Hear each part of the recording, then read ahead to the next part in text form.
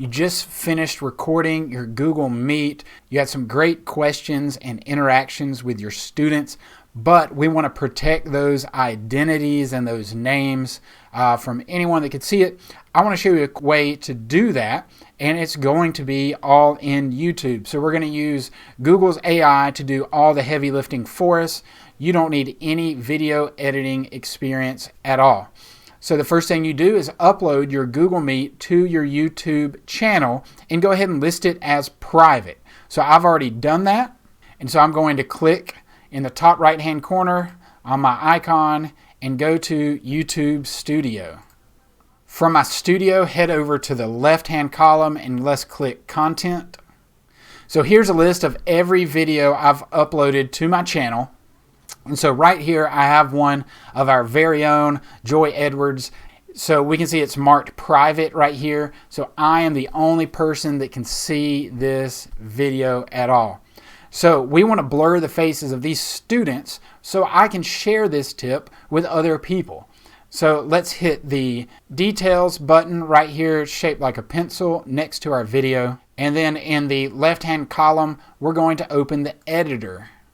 So from here, I already showed you how to use Windows Video Editor to trim your video, but we can actually use the trim function here. We can adjust when the video starts. We can adjust when the video ends. So if we move down, we have an audio track here, so we could add in different audio tracks. We're not worried about that.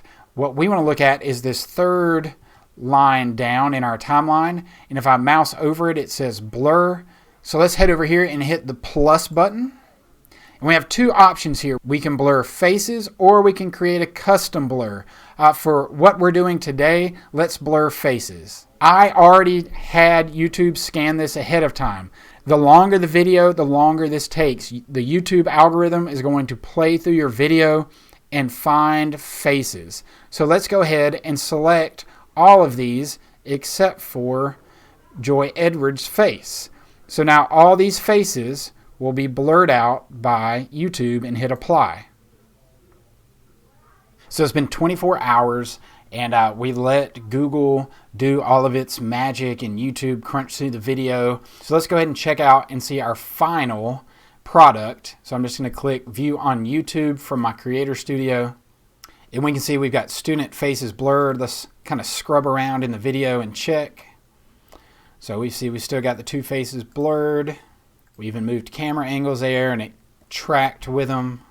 Here we go. This girl turned her face to the right a little bit to expose more of it.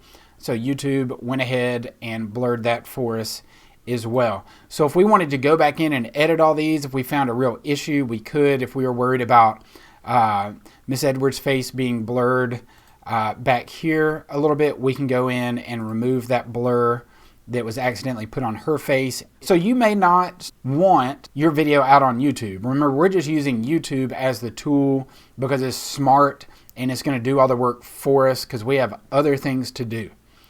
So instead of listing this as unlisted and sharing the link, which means anyone on YouTube can view this video, I'm going to leave it private so no one else can see it, but I'm going to click on the three dots and then hit download. Once that video downloads, you can see that all of the blurs stay with the video. So now they've been permanently pressed into that video and exported as one file. So this is a great way. It's really easy to do. I didn't do any fine tuning myself. This is all the YouTube AI doing it for me. It's not quick, so it took some time, but it did all the work for me. So again, here in YouTube Creator Studio, we can open up our video, open it up in the editor, add blur, trim the beginning and the end, and YouTube will do all the heavy lifting for us after that and convert it. Then we can come back once it's finished processing and we can click the three dots and download a copy for ourselves and share that out on Google Classroom.